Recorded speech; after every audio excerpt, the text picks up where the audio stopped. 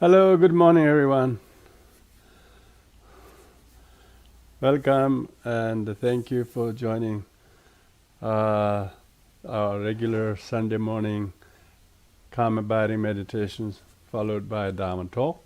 So uh, good to have all of your company. So just this morning, we will first start with a meditation in complete silence. So I will not do the leading of anything because you have your mind to lead yourself. I leave you to stay very still and focus, and I would not beat the gong or anything like that, just to start at the beginning and finish at the end. Otherwise there'll be a total silence, because silence has a lot of virtue, in which if your mind is fixed to the attentive object of your choosing, you would know what calm abiding really is, what meditation is. But main thing is you need to stay very still and physically still in a good posture. You have to have a particular technique in your mind, in the meditation, that you need to focus on that, so that you do not waver or move around or leave is something quickly because you can't sit still, but you persevere. So we're going to do that first. First, after the refuge and for immeasurable prayer, we will do that for 30 minutes, and then followed by the new series of talk on the Eightfold Noble Path. So join your hands at the heart in prayer position to dedicate our time and effort in good reflective meditation, in order to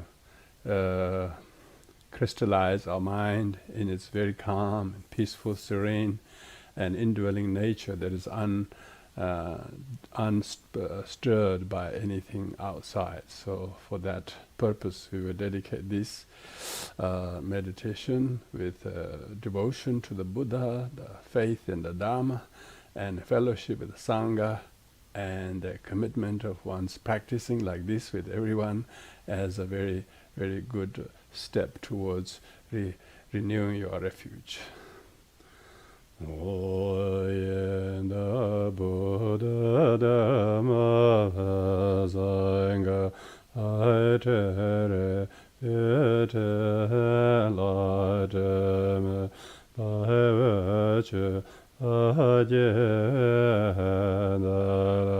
Ajare Buddha Vajrave Endabu Dhamma Sangha Aitere Ete Laiteme Bhaivache Ajendala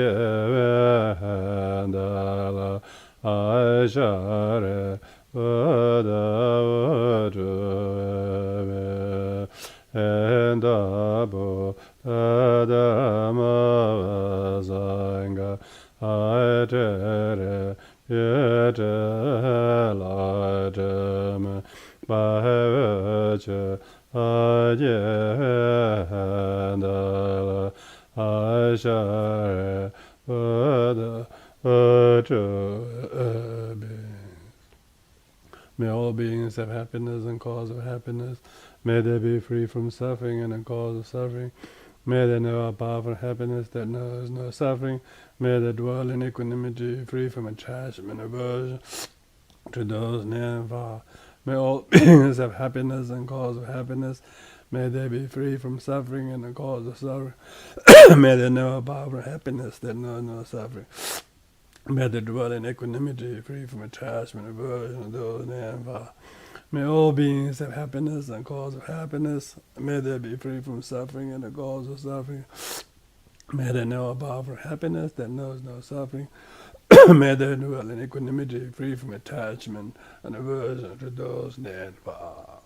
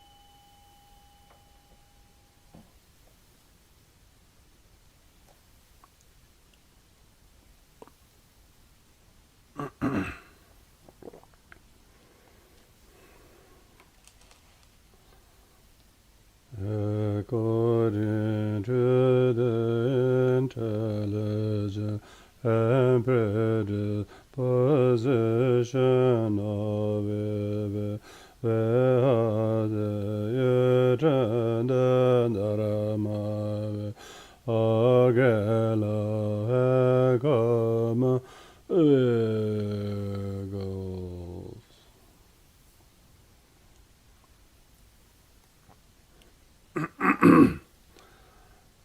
So once again, welcome to you all. Thank you for joining. It's very good to have the discipline to study, to meditate, to review one's practices, and try to improve on the existing practices. Not only in how much time we give, but also the quality of the practice, and most importantly, the application. So, starting today, I'm going to give series of talks on the Eightfold Noble Path. Last time we did a talk on eight talks on the life of the Buddha. So, Eightfold Path is teachings of the Buddha, very, very, very hard teachings of the Buddha.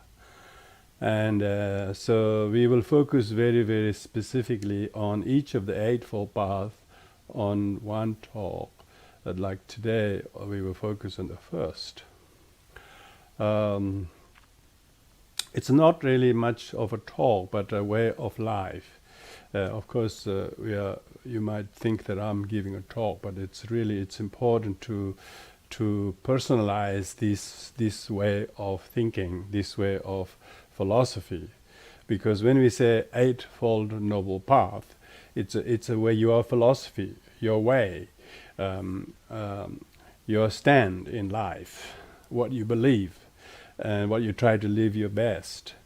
And people who have had some good fortune to discover Dharma and learn the teachings of the Buddha, they will adopt the path as their spiritual faith, because it is the Eightfold Noble Path that actually strikes the chord. It shouldn't be the schools or traditions or ethnicities or teachers or their roles or their status. People are attracted to those things will not last long. People who are attracted to the main Eightfold Path, this which is called Arya, Eightfold Noble Path is called Arya Asta,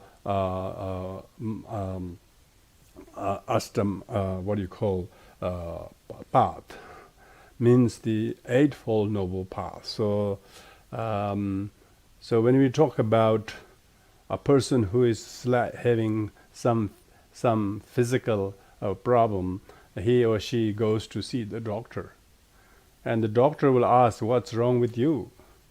And then the person will explain to this about the symptoms of his health, and what he did, and what he thought he got the illness from by eating something or doing something, or whatever it is the case may have prompted. And then the physician, only by listening to the patient, by understanding their complaints, and by checking the person's health, then the doctor will not only rely on the person saying, "Oh, I ate that food and that that Indian restaurant had a big feast," and so on. He says, yeah. So he can tell, as a result of doing this, result of eating this, or result of going in the sun too long, or result of staying in the beach too long, or or whatever it is, either it's behavior or food, or whether it's I got very sad or depressed or whatever it is, the person says all of these things, then the doctor would actually check the physical conditions, and then he will check what is the path for recovery. So like that, the Eightfold Noble Path is the how to take the first steps to the path of recovery of your health, recovery of your health. So if you want to recover your life from all these pains and bruises that your life's journey has been given to you, because the life's journey has been very bumpy, and particularly you didn't have a really good vehicle. So if you found if you found a path, it's called I found a path, I remember when I first went to New Zealand, there was a bookshop called Pathfinder. It was really good name, that's for sure. I don't know what the books they had, but definitely the name was Pathfinder. So everybody who went in that bookstall tried to find a path. They couldn't find a way to gain recovery because they've been injured and hurt and pained and so many times in life, and they never found a way to recover. So if a person found teachings of the Buddha agreeing to their way of life, and those who have adopted the teachings, they have found the path. So we are looking at what that Eightfold Path is, and firstly it's called Eightfold Noble Path or Noble Eightfold Path, whichever you call it. It means that firstly it is eightfold, means that it has to have these eight facets of the practices, and these 8 facets of the practices are not something you practice individually, but these 8 practices are intersected together.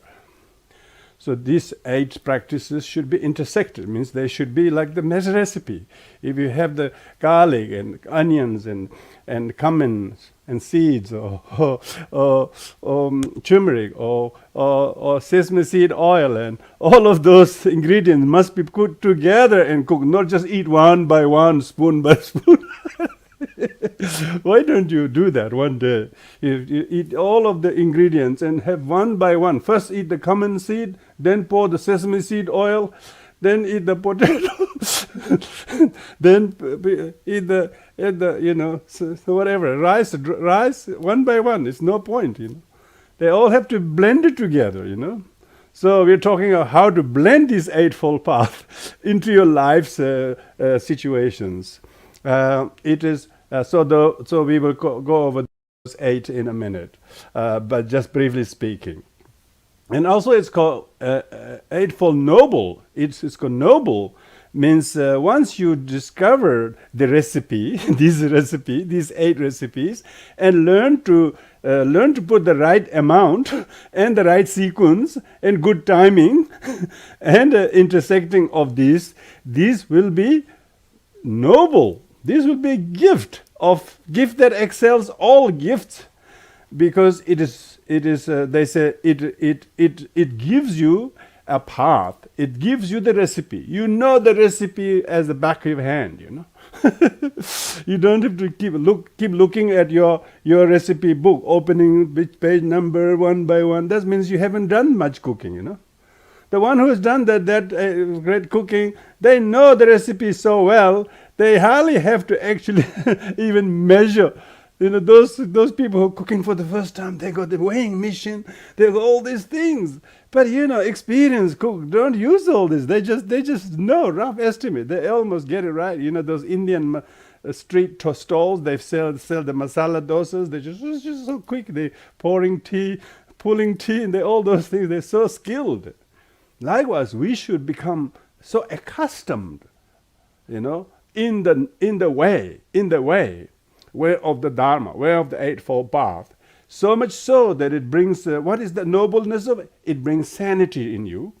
It brings goodness in you. It brings order in you. It brings consistency into you. And it gives ascension in you. It gives you growth.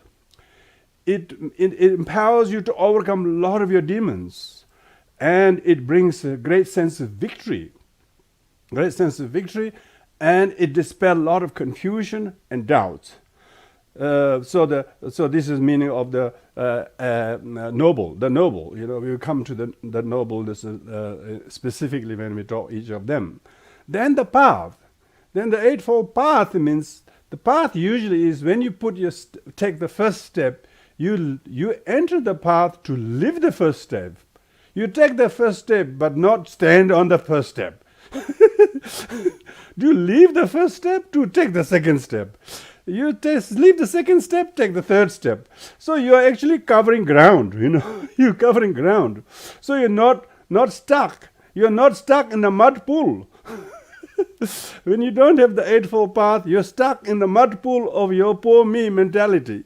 And you're using your vehicle, but it's just stuck in the mud. It is not getting anywhere at all. It's stuck in the same place. It's called perpetual samsara. It's perpetuating the same place.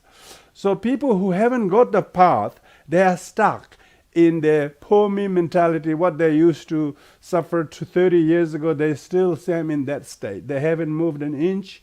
They are still stuck in that because they haven't found a way out. So path means that you have a place of departure, and you have a place of destination, and you're covering mile. You're covering mile as you travel onto the path. So also when we say so these are just briefly speaking, knowing what Eightfold Path means. And this Eightfold Path is the fourth of the Four Noble Truths. Fourth of the Four Noble Truths. That's the remedy. That's the prescription given by the doctor. Yeah. Now the doctor says, you have eaten too much. You have too much confusion. You've been eating too much confusion. You've been discussing too much wrong view. And you think they're all right. So therefore you are suffering from wrong view. You're suffering from wrong conduct. You're suffering from wrong attitudes. You're suffering from lack of discipline. You are harming your body. You are misusing your speech. And you are too lazy, and so there your illness came from all of these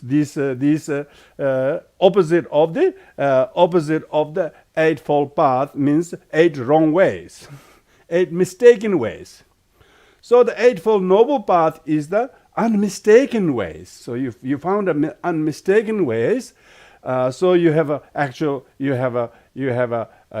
vehicle. We can call the word vehicle is used in this. Let's use the word vehicle or the path because vehicle is used on a path, But even if you have path, but if you don't you haven't got a vehicle to travel on the path, you will be walking bare feet still.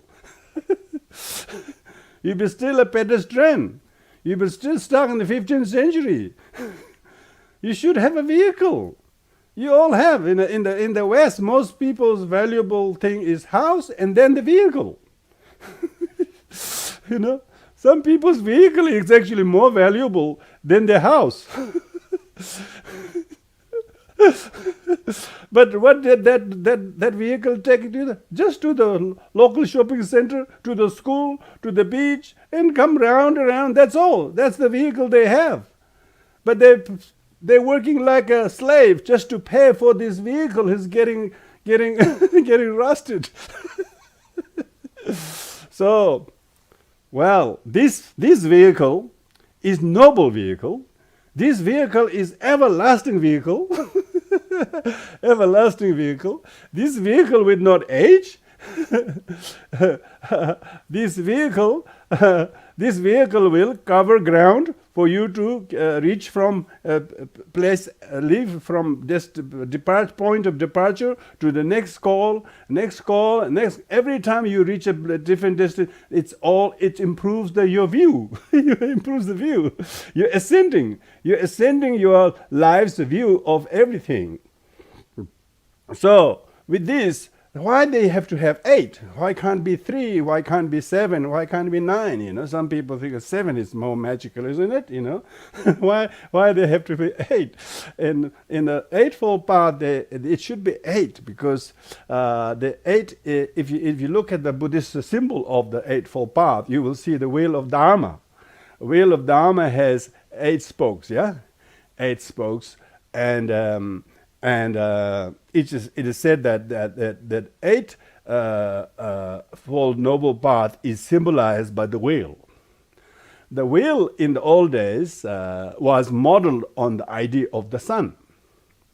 It was the sun that is really the original symbol of light, isn't it? Symbol of light. What did the sun do? Sun just dispel the darkness, doesn't it?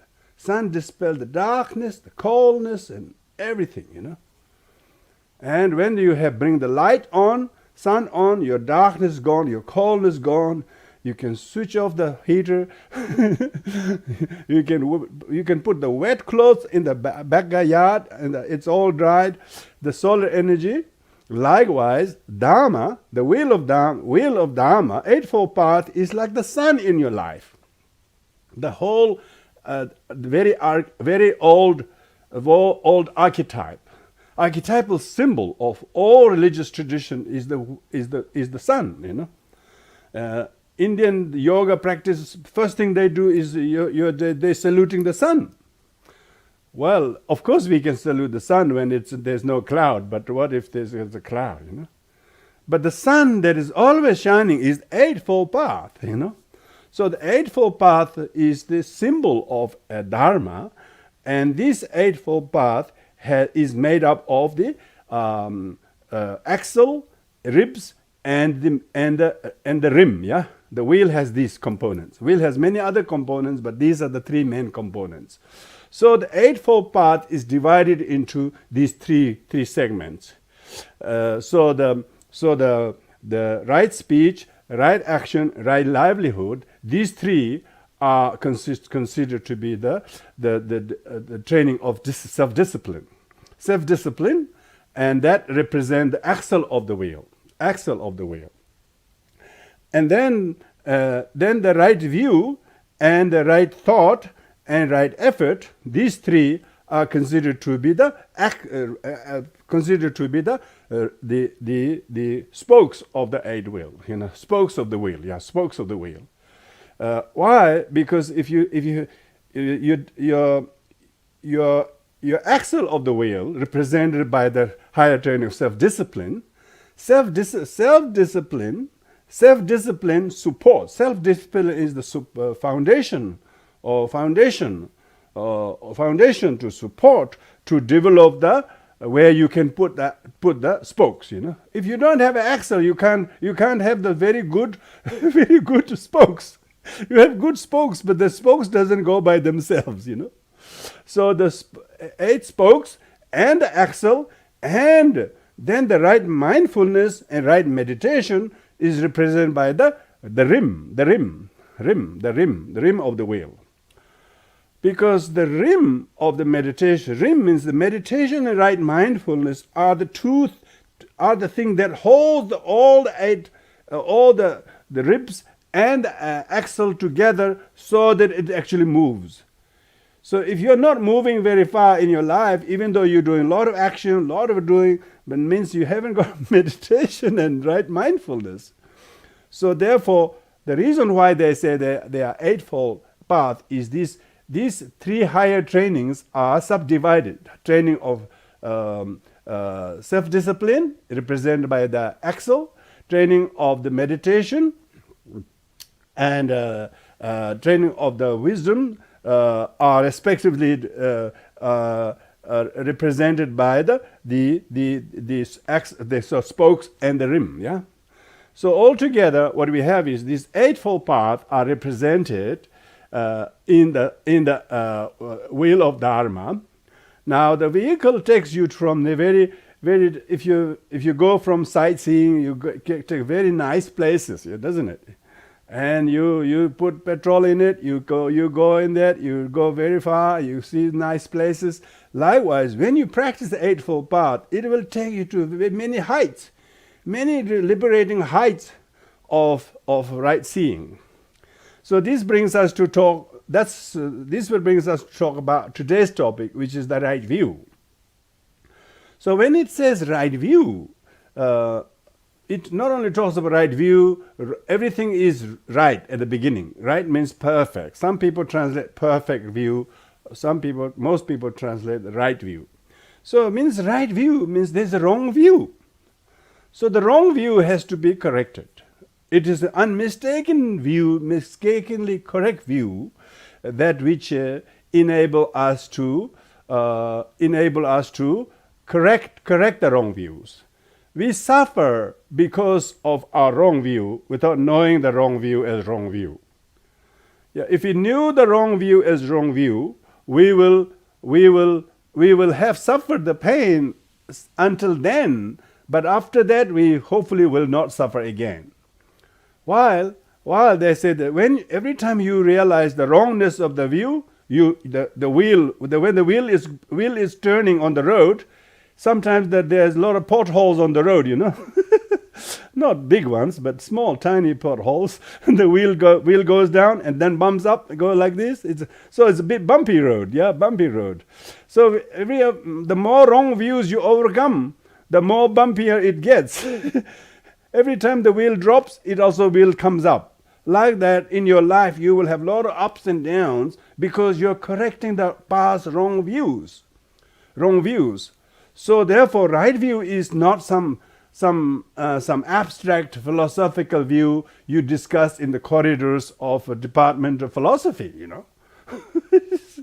In Buddhism, you have to employ the right view in your life, saying, "Oh, what is my wrong view?" What is my wrong view? Because we have wrong view concerning the life shouldn't be suffering. Life shouldn't have any suffering. So we have first wrong view is life shouldn't have any suffering, even though that's full of it. So our suffering is exacerbated by rejecting the suffering, not realizing suffering means life. Life is suffering. They say life stings, they call it. They don't say life is sweet. They don't say life is sweet. They say life stinks. So if your life is suffering, and so if you have the right view, yes, it is. And then what do? You forbear. You accept the suffering.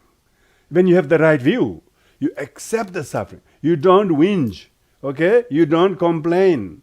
Okay? You don't bark at the wrong tree or any right tree also. You don't bark at all.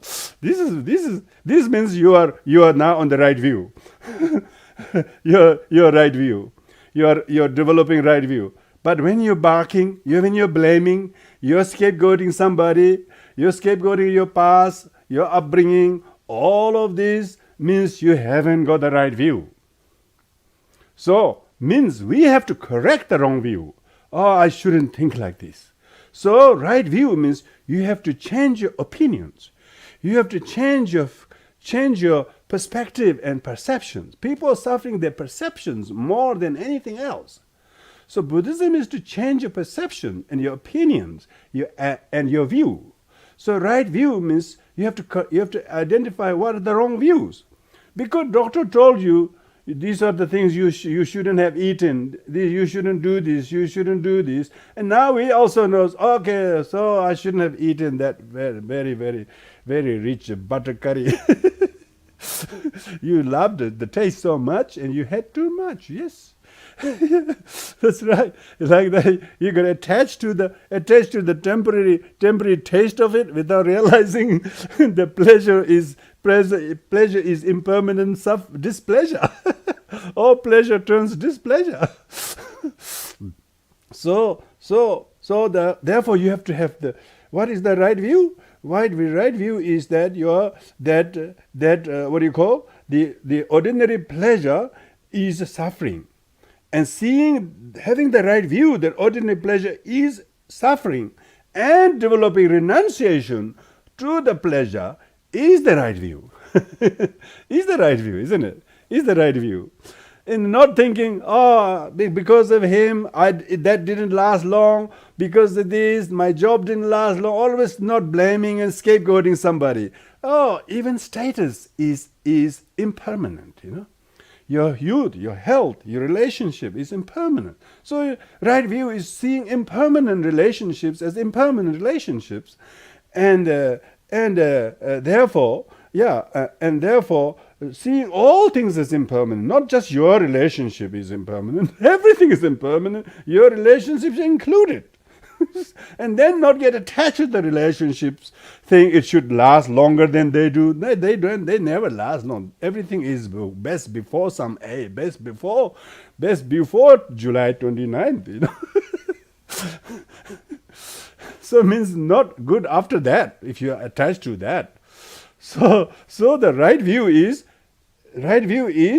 not get attached to the pleasure or friendship or status or possessions or your looks, knowing them as impermanent, and therefore not get attached to non-existing form or status or relationship or influence that you never have. So instead of developing anger to the object or the causes and conditions, one learning to let go, seeing everything as impermanent. So everything is impermanent, and so knowing everything is impermanent, and seeing that's the right view. Means you have to have eyes to look and see. Most people are looking, but they're not seeing anything. Yeah, they are just looking. They're not looking seriously. They're just looking all the time. They went Saturday afternoon, just looking. They Sunday afternoon, just looking. Not looking anything seriously. They came home, saw nothing. Saw nothing. Yeah. Wait until you see the dharma, then you see. Then you really saw that. Then you really saw impermanent as impermanent. Suffering is suffering. And not that your mother or your job or your partner is unsatisfactory or not good or whatever. Everything is unsatisfactory, all relationships are unsatisfactory. Very good. Life stinks. Oh, relationship stinks. Yeah, you should say relationship stinks. Particularly those who are attached to them as permanent stinks. So having this kind of right view, this is Buddhism. This is then you are covering ground, Then you are covering, and then now you're traveling in the vehicle, You're not stationary. You're not paying this heavy parking fine, okay? Now you're moving. You're off the parking lot, you left, and you're moving, you're covering ground, you're enjoying great new views, new sceneries, because you're not stuck in the old places. You are leaving your old ways. You no longer think that about your mother is a control freak or your father is an alcoholic. You don't think like that. You think them as poor people, sentient beings who have karma, you have habits, bad influence. It is all, suffering is like that. Then you feel compassion to them. You have compassion to people who suffer, people who have problems. That is the right view. That this empowers you. This makes you, ennobles you, the noble truth, yeah? No, Eightfold Path. This is the first, the first fold path of the right view. The right view enables you to lift yourself from this tyranny of the wrong view. You used to think your father is bad or mother is unkind or he is aggressive. You no longer think that anymore. You drop the view. Dropping the view, recognizing the wrong view as wrong is the right view. You have to write your wrong views. You're not correcting other people's view, okay? This is not your job. You have to write your wrong views. Subjectively speaking, cognitively speaking, conscientiously speaking, you're correcting your wrong views. Oh, I was attached to that. I was so jealous of that. I was so idealistic about that. So you realize that even if you're attached to something, the thing itself is impermanent, unsatisfactory by nature. And seeing unsatisfactoriness as unsatisfactoriness is right view. And rejecting the unsatisfactory, thinking is many satisfactory things are waiting in the other people's yard or somewhere else, always looking for somewhere else, someone else or something else, that's the wrong view. Accepting your mother, accepting your life, accepting your health, that's right view. Out of kindness and gratitude. My mother, she gives all of this to me. And then when you do the right view towards your mother, you know what happens? Then you engender love and respect, devotion and gratitude towards her. You don't have all this complaint in your mind towards her because you were expecting satisfactory mother. No mother has satisfaction. Mother is herself pushed by the wind of karma and affliction from past lives and to be the mother that she probably doesn't want to brat like you anyway. She probably thinks, where did I get this child from, you know? You know? You know? Did she know that? Did she know what she was himself getting into? No, she didn't know, poor thing. Yeah, she didn't have the right view either, poor thing. She was also pushed by the litany of karma and affliction of past. She was forced by karmic wind, and so she's in that situation. Therefore, when you have the right view, you don't have resentment. You have compassion towards her, and as a result of that, you are now correcting your wrong views in relation to, say, your deteriorating health situation. Say your health is deteriorating. Most people's health are, not just yours. So particularly if you have turned 60 already. And most of people call my medical record means your ill health record, you know. Ill health record. Medical record, very nice, is a nice name.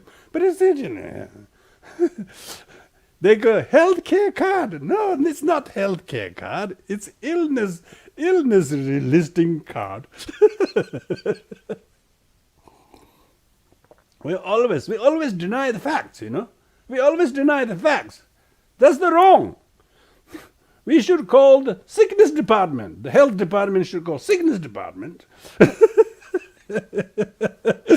We don't idealize. We're just denying the facts. We are not accepting the reality, you know. You know, you go to the justice department, all the injustice happen in that courthouse. You know, one group wins, the other group loses. Most people come out of the court unhappy. So there's no justice department. There actually is equally justice for both sides. There's no such thing, you know. We have these amazing nice names, but they are all misleading. They are wrongs. Of course we don't, you know, when we say how are you means how sick are you? We know your pain is inevitable. It's just question is which one you're going to bring up in the surface. Yeah? You want to talk about your dental appointment, or you want to talk about your broken knees? People only tend to talk about their corporal problems. They never talk about their anger issues. They never talk about the wrong views. Well, next time somebody asks you, how are you? You say, oh, I suffer from wrong view. Very good. I think make a habit this week. This week, if somebody says, how are you? You should say, oh, I still suffer from wrong views. That means you have heard the teaching on the right view today. You know, maybe you don't suffer from many wrong views, but just learn to say that. Oh, I suffer from wrong view. Very, very healthy. I mean, and it is often correct. You know, all our suffering comes from wrong views.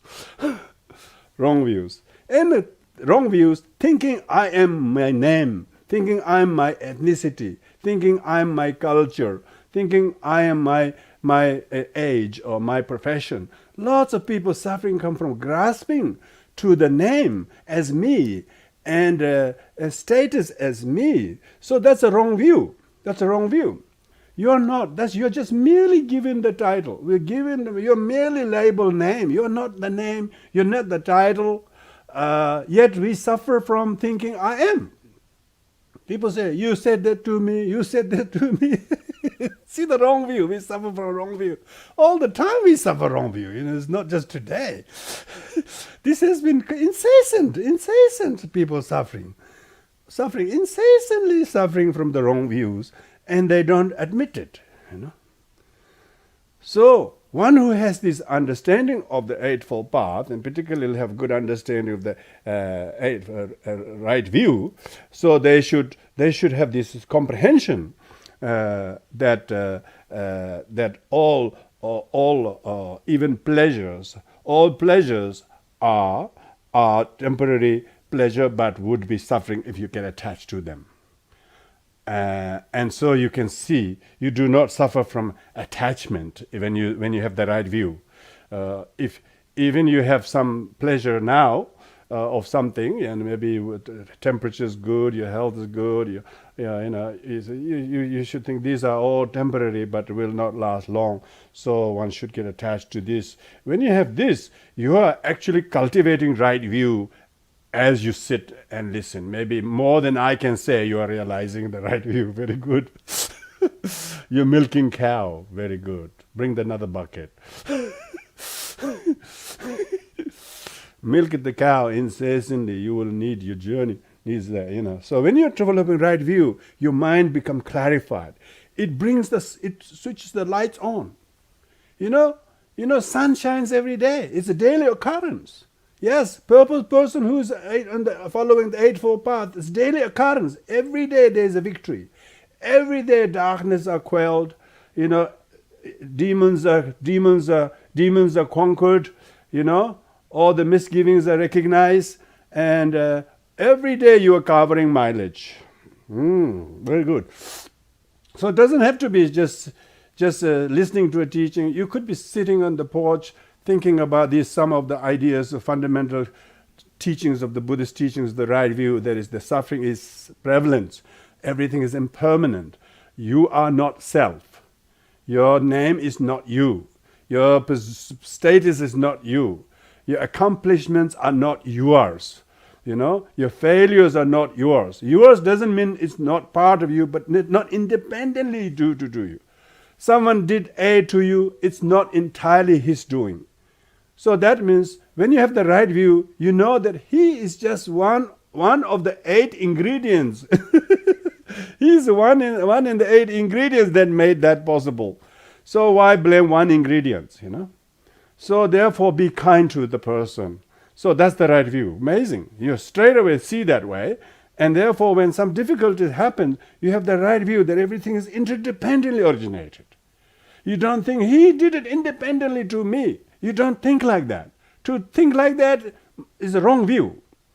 Most people go to see the counselors and therapists and doctors and mentors saying, this happened to me, they did this to me, therefore I suffered. They always keep themselves as a poor victim, poor me mentality. That is the cause of suffering. That's the true origin of the suffering. True origin of suffering is the affliction. And one not knowing under the sway of the affliction how these sicknesses are produced. So now you are already given diagnosed that you've been suffering from that. You don't go and do them again. You've been told you shouldn't have butter chicken too much. You will not next time. You wouldn't go to Indian restaurant. Because people can go to Indian restaurant occasionally, but not regularly. They know it's not healthy. Even if they do go, they really make sure that they will really be very, very proportionate. They'll take only 1 spoon, that's enough. Because your body doesn't get well if you eat too much. Indians can eat the whole pot, don't you worry about that. Indians can do that, but they don't know what's coming in next 2 years' time in the kidney.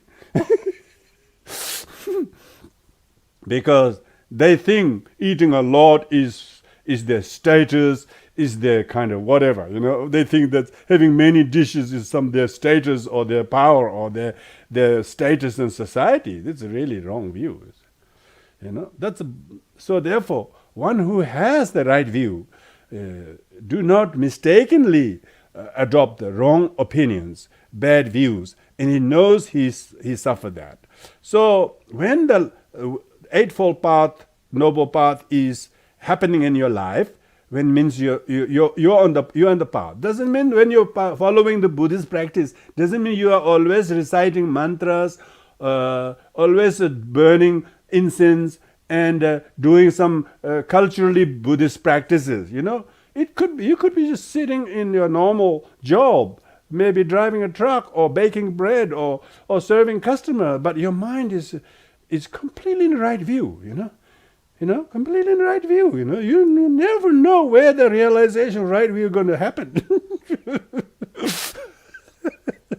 So watch out, You have to always be the pathfinder. You should be always on the pathfinder mood, You should put yourself in the pathfinder mode and always look, Even if somebody complains to you, attacks you, very good. it might be an excellent opportunity to realize the unsatisfactoriness of self-grasping. Oh, is it his criticism is the problem, or my attachment to selfishness is the problem? You will ask this question to yourself. Even the person blatantly attacks to you, and even other people saw that, but you did not take it personally. You said, I'm not me. I'm just an illusion. What they're saying is they're just completely fueled by the anger or wrong view, poor thing, and they have so many stress in their life, and here it goes. I just happen to be in this space to be thinking like this. When you do that, do you hear insult? Do you hear accusation? No. You will hear just anguish of the poor sentient being. Why? You happen to be in the right view. You don't talk about emptiness in classes, okay? Practice emptiness in life. You empty the wrong view. There is no view that is independently wrong from its own side. When you have the recipe, how to turn the problem into solution. Sun is not so important if there's no darkness, okay? Sun is not independently sun. Sun itself is not saying every day, oh, I'm so great.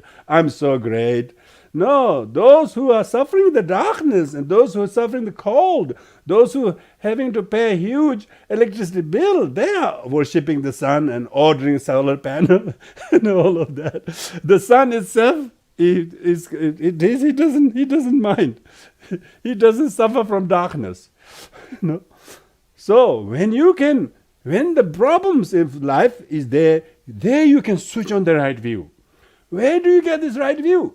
From meditation, right meditation. Yeah, right actions, all those things. So the availability of your mind's kind of aptness and sharpness to have the right view comes from your merit and discipline. Yeah, if you discipline with the good axles of discipline and good strong spokes of the wheel, then your wheel turning. Then your wheel is turning. Your vehicle is really not only it's a Mercedes-Benz, but it's also driving, not parking in the garage all the time. Never go out. It's not like that. You are riding this vehicle, and your vehicle is utilized, and you are going. Not just when you're reciting the mantras, not just you're doing the burning the incense or something like that. No, even when you ride in the front of someone really, really being hard on you, you could lit your heart and then practice right attitude. Because you have the right view, you will develop right attitude. Therefore, you will practice right speech. Therefore, you will take the right action, not retaliation, patience. Yeah? And you will put that right effort. And your livelihood, your way of life is good. And you will be mindful to do that. And you are in a right meditation as well. So all those Eightfold Paths, rest of the Sevenfold Path comes completely intersected together in the beautifully blended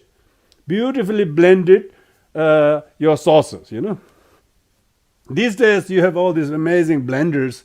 You hardly have to even chop them. You just put them all in the blender and just zzz, and within 50 seconds, all of your ingredients are blended. You just pour it on the tofu, and there becomes tofu curry. Tofu curry in no time. Like that, you know actually how to blend all the rest of the Eightfold Path when you have the right view. But if you don't have the right view, the other seven does not work by themselves. No matter how disciplined person is, living by the book, having done anything wrong to anyone, he's so thinking, I've never done anything bad, and feeling so good about it, attached to it. That's the wrong view. He thinks he's the only moral person there is in the world, and therefore he judges others, and he is very, very critical of others, and impatient to others, and see did his right view, right discipline do? Nothing, because he hasn't got right view. Right view need to protect the wrong view that may stem from grasping to the right discipline, right action or right speech or whatever one may practice. So that's why without the right view, many people do wonderful things, but without the right view, they suffer from attachment to the action they did as truly existing and that them. Or they develop dualistically, saying if someone did something wrong, they think it's entirely their fault, and one sees them as independently wrong. They are independently wrong. One have this incessant ill will that never they can get rid of. Why? Because they don't have the right view in seeing the emptiness, empty of inherent existence of anything from its own side. So the right view, therefore, constitute the four fundamental seals of dharma. We call them four seals of dharma because the seals meaning the view, seals meaning the ultimate view of dharma are that actually is that you are in agreement with. So when you're able to see have the right view, it enables you to hold yourself together. You are bound by your agreement. When you accept suffering as the nature of life, you don't complain. So you're held by the view. So you don't complain, you have any suffering. Why? Complaining makes the suffering worse. But accepting the suffering helps you to conquer your ego. So we accept the suffering. Accept the suffering, knowing that it's whole. Even the contrary experience people have, they are also subject to change. So therefore you do not see anything to be much better than anything if you attach to them. But if you're not attached to them, even present difficulties that you go through is acceptable. As you have the right view to accept suffering as the nature of your conditioning, that is the right view. Otherwise you will suffer from the wrong view in rejecting the sufferings. Lots of people are suffering not because they are exceptionally suffering more than others, because they're rejecting their share of suffering in thinking others don't suffer like me, which is completely wrong view. If you ask the other person suffering, do you have any suffering? They say, what are you talking about? Do you suffer from a wrong view? They say, oh yeah, what are the wrong views? Most people don't even know what the wrong views are. Poor thing. So they suffer from wrong view because they don't know what the wrong view they should reject. So because people suffer from wrong view, you have got a lot of kindness. They are decapacitated by the wrong views. So the teaching on impermanence, the prevalence of suffering, prevalence of suffering, and lack of truly existing I or self. Self is merely conventionally labeled. I can read the names here. Karen is called Karen. Carol is called Carol. Mary is called Mary. Greg is called Greg. Anne is called Anne. Another Carol is called Carol. So one is K, another is C. See, this is the whole thing, Another is a Catherine. These are two Catherines. One is Catherine. One is another Catherine Woodbridge, Catherine Maitland. See, all the names doesn't sound really self at all. They sound like conveniently so that they don't confuse with another. And then we have Vivian, and then we have Melinda, and we have Paul, we have Monitor, we have Naomi, we have Ralph, who's also put in brackets Sonam, we have Elaine, we have Roberta, we have Nimala, and we have SLCD, and I'm called Tibetan Buddhist Society. Don't you think we are not what is name? Gosh, I'm Tibetan Buddhist Society. That's a big thing. I'm not that. So we are not the name. Take it. Take it. It's a wrong view. So if somebody calls you Somebody calls you a bitch, you can take it. Oh, that's fine. People call me anything. Why? You don't see that as a truly existing insult. It's just another word. See, you have the right view in thinking the things are not as you hear them, as you see them, as you believe them to be. They're just merely conscripted, merely designated by your own mind. So when you have this, then you no longer have the mistaken wrong views. You don't suffer from the wrong views. Because of that, you don't think body is you. You have body, but your body is constantly changing. There isn't anything in you that is permanent. There's everything and anything, whether it's your 5 aggregates from physical body to your emotional feelings, to your cognitive perceptions, to your physical and in the career activities, failures, success. All these are not you. All these are made out of many factors. Even if you've been a good, successful in your career, it's because you had a job place. They gave you the job, not because you have this amazing career. Careers. If somebody doesn't give you a job, you're jobless. You might have a nice piece of paper hangs on the wall, but you're jobless. You're a jobless professor. Yeah, that's right. You're a professor of jobless. There are many people who think that. I know someone, he got masters, he got PhD in something, but he could never get a job in the professor he found the name for. So he never got to use his name doctor. I say, why don't you use doctor? He says, this profession failed me. He says, no, I don't want to use this because it never gave me a job. So at least he's got some research because he still know how to do research. So he's doing some research assistant to somebody whose discipline he had nothing to do with, So so there's no truly existing professor if he hasn't got a position that they can offer. So all our titles, all our things are merely dependent on many factors. It's not independently us. So therefore, it's a wrong view to think I am me, I'm my status, I'm my position, and so on. But get attached to the names and the wrong view. All the fighting between the world and communities are because people think us and them. They're so mistaken to treat another human being as a target of your gun and you as a legitimate right, given the right to shoot. Can you believe it? I mean, who can shoot another human being for nothing? Except thinking they're enemy.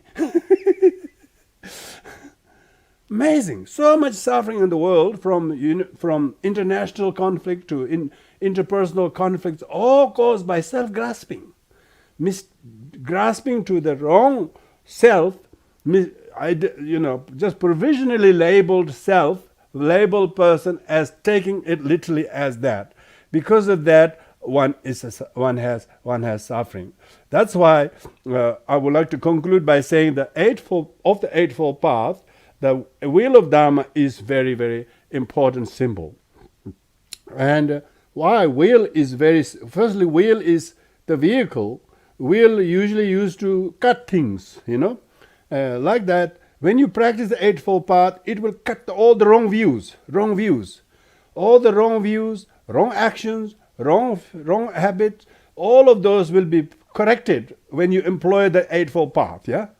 So therefore, and it gain new ground because then what does the vehicle do? Vehicle makes you to reach quicker to the destination than you're walking on foot, doesn't it? Hope so. Otherwise, they wouldn't go so many kilometers an hour.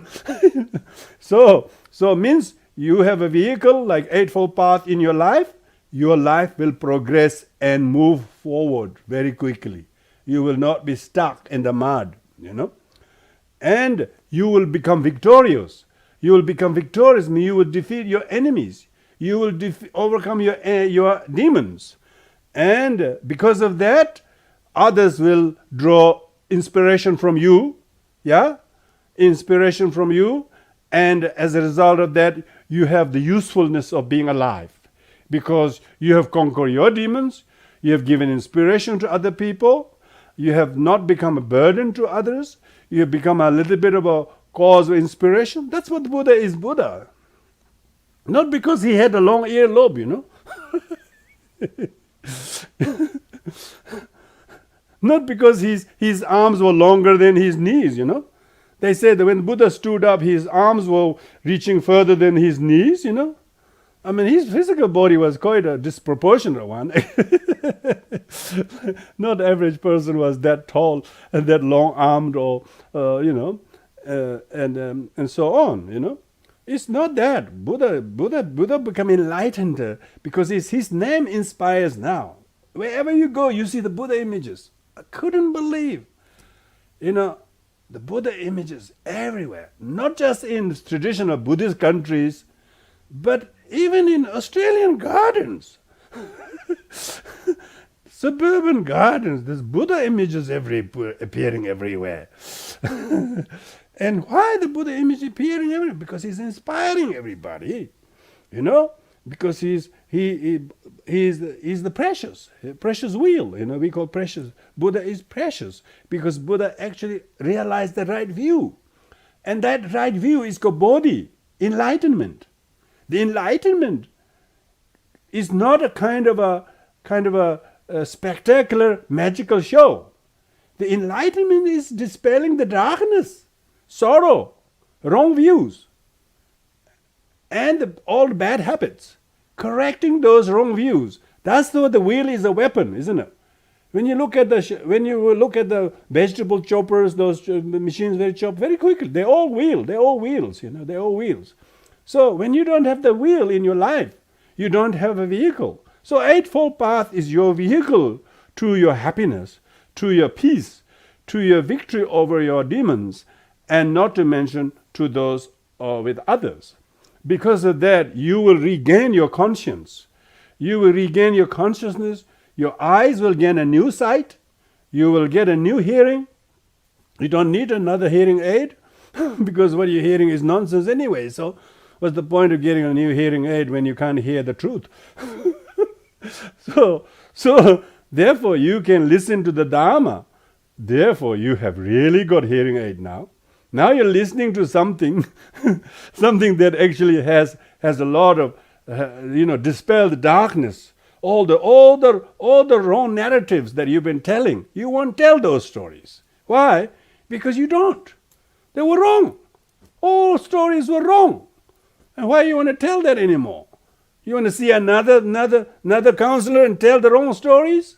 All the slanted stories of egotistical mind, poor me, this, he did this, they did this, I suffered. You still want to tell that story? Don't feel ashamed anymore? How long you want to go on that poor me mentality? Until you find the Eightfold Path, you will. And that's the bumpiness of the road. But once you have the good vehicle like a good Mercedes-Benz, Mercedes-Benz drive very well, particularly on Australian highways. Don't take them to Indian highways. A lot of potholes.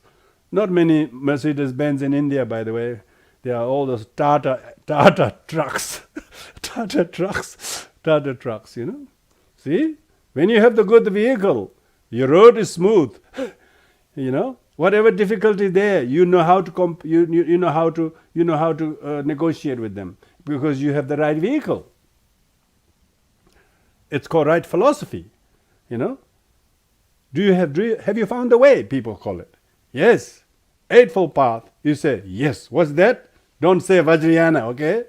Don't say Tibetan Buddhism, okay? Don't say Dalai Lama, okay? Very wrong. Say Eightfold Path. I found the Eightfold Path. I found the Eightfold Path. You may be even practicing Tibetan Buddhist meditation. You may be even chanting Pali meditation. You may be doing all sorts of things. But that's not Buddhism. That's just the form of the practice. But inside, you are following Eightfold Path. Then you have the right view. Then you wouldn't suffer from sectarianism in your mind. You may have your preference of some sangha and community because you you can learn better or you can relate to them, but overall you don't have this sectarianism in your mind, all this Buddhist tradition, they talk about their teacher, their lineage all the time. I get sick of it. God, come on, go back to the source. Go back to the source, talk about the Buddha and his Eightfold Path. And if your practice of the Dharma that you have learned from your recent teachers and their lineage is so special, but if you could not reconnect that and recognize the true source of the Dharma, that's the cause of the fragmentation. That's the cause of the division. That's the cause of the prejudices against schools, against lineages, against people or things like that. But you don't. Buddha Dharma is like sun, doesn't discriminate whether it should go to the east or west or north, or whether they should shine on in this club or in that club. Sun shines to everyone. Like that, the Eightfold Noble Path is a dispeller of everybody's darkness, and everybody's demon will be conquered once you develop the practice. So that's why while the right view is the first of the Eightfold Path, but actually it's the peak of the realization. So one has to do that in context with other Eightfold Path practices, starting from the feet of the discipline, and feet of the discipline, the axle of the discipline, and then with good spokes of the wheel that has actually a rim. That actually the rim is actually do the turning. Yeah, all the pressure of the axle and the spokes will fall onto the rim. If the rim is not strong, the axles will break very quickly. People have done all sorts of things without the right view, then they collapse. The axle's breaking. They did this one for a while, they did it for a while, but then everything collapsed because they didn't have the right view. So that's why it should be understood all the Eightfold Paths should be intersected and blended together holistically as interdependently originated path, as that which will therefore overcome the wheel of samsara. So the wheel of samsara, and then you will have lots of, you will develop the right view, thinking there are life more than this life. You will also have the view that every action has their consequences. You will not reject the experience of past effects of past actions, which you can't remember, but you're experiencing some effects. You can't remember what you did to deserve that. You still will not disparage them or complain them. You accept them humbly. Why? You have the right view in accepting law of karma. You have accept the law of cause and effect. And because of that, you also do not look for short-term benefit. You will do something now with a very strong belief that it will inevitably will have the appropriate effect of your action. Your action will never go unrewarded if you have performed them good. It may not be rewarded on the same week that you work, even though Australians get paid every fortnight. But don't think you should be rewarded every fortnight for the good you do. Some people do 10 years of hard work in 1 hour. They don't know whether they got anything out of it. So don't be so short-sighted. If you have the right view, you believe in the time it takes for the certain karma to ripen. Because of that, your faith in the law of karma will be strong, and you will not be these neo-Buddhist people who some agnostic people who think that they don't think there is a next life or things like that. They think they're too smart. That's a wrong view. They think there is no next life because they haven't seen. That's a wrong view. So no matter how many books they may write and sell, but still they're selling wrong view books. So lots of if you go to the Pathfinder, when that was in mid-80s, by the way, in I don't know whether the bookshop exists, there was hardly any Buddhist books there. I wouldn't say, this bookshop will not give any path, because there's still a lot of customers there reading non-Pathfinder books. because they think that the truth, the answer is in the God, the answer is in this Creator Almighty. All these sort of people blindly following some of those things, but those who have truly conceived the truthfulness and the truthfulness of how true the Dharma is, how prevalent the suffering is. Pain is suffering. The suffering is prevalent, and so that's the nature of existence. But yet they are all impermanent, and so even pleasures are only temporary pleasures. They will soon become displeasure if you attach to them, and it's so true. They usually are. And how many past pleasures has become present displeasure?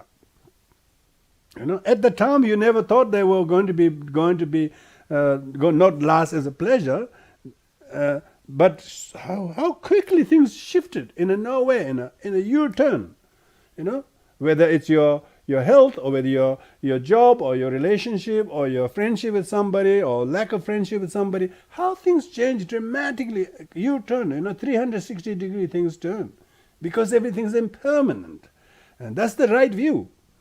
Means everything is impermanent doesn't mean an abstract thing. Means you have to change your attitude. It's not believing in an abstract thing, everything is impermanent. You have to change your attitude that things are like that, and then don't have the wrong fixated view about it, or don't resent it. When you have that, then you will find I would like to hope this series of talks will make people to employ the just like the sun is shining every day. Likewise, you should have the Dharma shining every day, and then you're using the vehicle. It doesn't mean formally reciting or listening to teaching only is Dharma.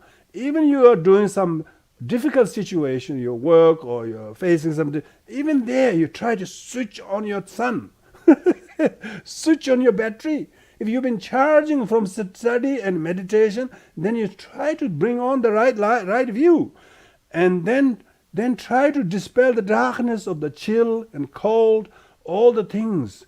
Try to remove the cold chill of life by switching on the right view, discerning mind that came from your discipline, study, meditation, merit, and also through times like this, listening to teachings, and you also reading, meditating, comparing your notes. These would have crystallized and brought the light in you, so that you can actually switch on the sun-like light that Dharma is to dispel the cold, dark chill of samsara sorrow. And that's why Eightfold Path, Noble Path, is usually depicted as a disc of a sun, but actually looks like 8-spoke wheel. But 8-spoke wheel itself is actually modeled on the disc of the sun. If you look at that, many countries have used various symbols on their national flag. If you look at the Indian national flag, there are 64-spoked wheel. Indian national flag has got 3 stripes, and then in the middle it's actually Mahatma Gandhi, and they all thought through carefully, and Dr. Ambedkar were involved in terms of choosing Indian national symbol was a wheel of Dharma. If you look at closely, the wheel of Dharma, it's more like a sun with 64 rays of light shining. Yeah? So that's why English poet called Buddha the light of Asia, and which means the light of Dharma, the light of the Dharma. The light of Dharma truly exists when we switch on the Eightfold Path in our mind and apply them as a good recipe of the journey's provision. So when you go traveling, or when you go picnic, you take some things in your esky, don't you? Yeah, exactly. You should put some esky of the right view, right view in the esky, and then travel on the journey of everyday life's journey. So the Eightfold Path is a very important thing, because if you do that, if you bring to that, then outwardly you might be practicing Vajrayana, or Mahayana or whatever practice, they all are actually Eightfold Path. You have to always qualify that. When you do that, then your practices actually does not hold you back in specificity or ethnicity or different schools of Buddhism or all of that. You don't get caught into those things. You can see the Eightfold Path as being everlasting truth of the Dharma coming through the various I would say transmission of the teachings from various Buddhist communities and teachings and lineages or practices to which we have very good reason to be indebted to. So with this, we'll conclude here. Thank you, everyone. I'm sure you can you can hopefully there was a 1 or 2 pill for the illness of the wrong view. Illness of the wrong view. Because right view is only right view if you have tackled some wrong views. Not just not just philosophically saying what are the right views, but actually not recognizing what the wrong views we are suffering from. And then the right view has a very great great kind of elixir, great sweetness to it, because your body will feel light, your mind will feel sharp, your emotions feel very clear. There's a lot of clarification. It will make a lot of clarification. The right view means it become a lot of clarity. It will bring some kind of new kind of view in your eyes and ears, from which you see and hear things in a completely different understanding, because you have obtained the right flavor of Dharma. So thank you very much, everyone.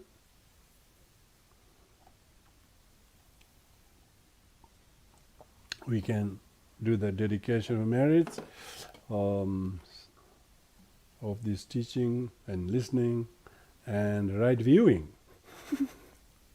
Oh, by this merit, the diva, may I liberate from the ocean of sin and herenda Mahayana teaching. Whatever merit I have, may all be because the love to the Mahayana teaching. Courage, manjushinu, asama, tabadra de la, follow it.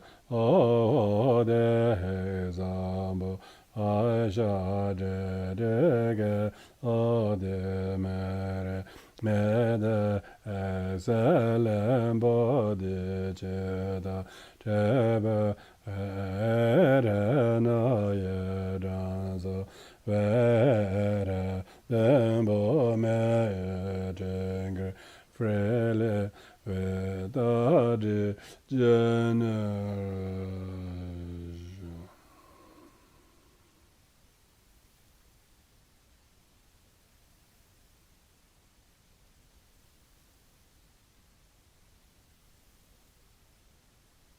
Thank you. Bye.